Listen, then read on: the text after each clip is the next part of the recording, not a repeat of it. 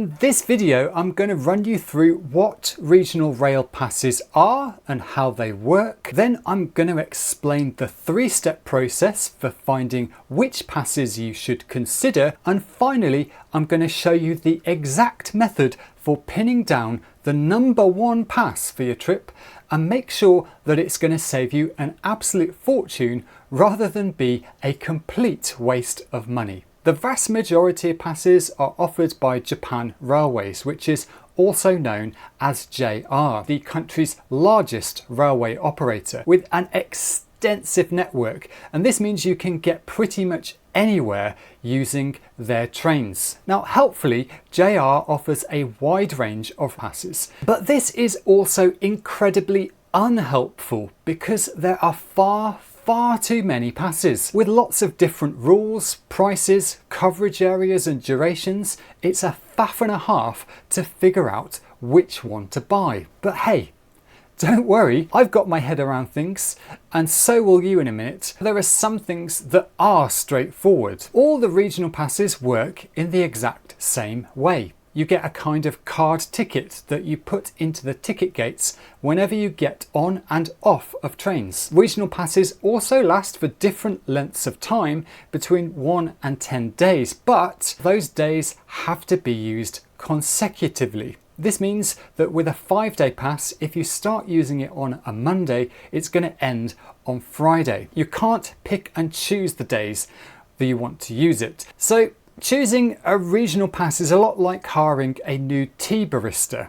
Get it right and you're in Earl Grey hot heaven, but get it wrong and you'll be switching to Iron Brew long before Amazon ships you a new replicator. And just like whipping up the perfect brew, to choose the perfect pass, you just need to do 3 simple things. The first step is dreaming of your trip. I'm sure you've done this already, but what you need to do is get those dreams out of your head and on the screen. So pull up Google Maps, look up all those spots you want to visit and save them as a favourite or a starred place. Make sure you add in the airport you're using too, and any places where you're kind of on the fence about whether you want to visit. After a few minutes, the map's going to start looking something like this. So you're asking yourself, how is this going to help me choose a pass? Well, my friend, this is where things get interesting, because I've made a custom map which shows you the coverage area for all the different regional passes. We're going to combine both your map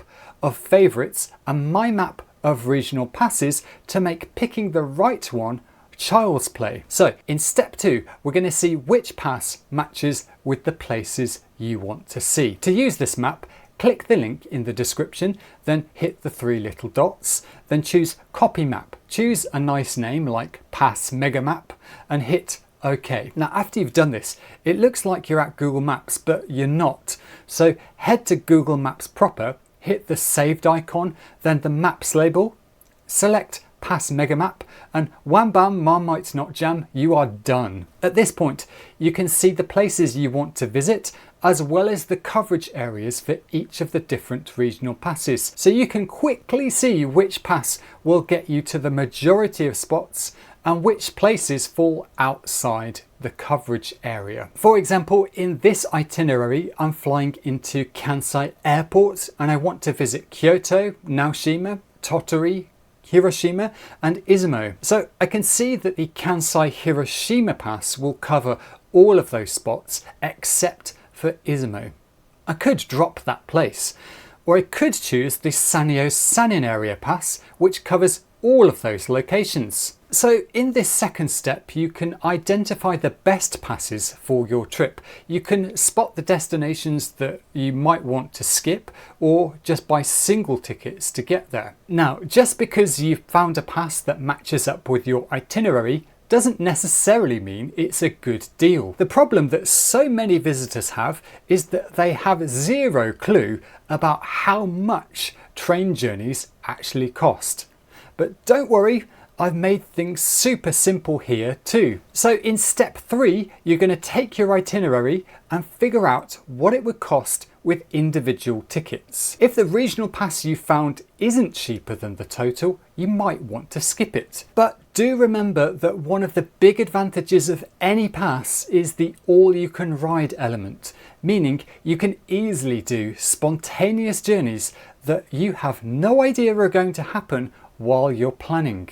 How do we figure this out? You could use one of the pass calculators or journey planners, but these are a bit of a faff to use. To make things easier for you, I've made this little spreadsheet. You just have to tick off the journeys you want to make, and it's going to give you the total cost automatically. Then you can select the pass you're thinking of getting, and it gives you a very clear answer about whether to get it or not based on cost alone. The sheet has over 100 of the most common journeys that travellers make in Japan by train, but if you don't find the journey you want, just look up the fare on Navitime, aka Japan Travel, and put it down in the bottom in the blank spaces. Let's see how it works. Using the itinerary we looked at in the previous step, I'm going to decide that you do want to go to Izumo, mainly because I've been there and I highly recommend it. I want to use the Sanyo Sanin area pass. For this schedule,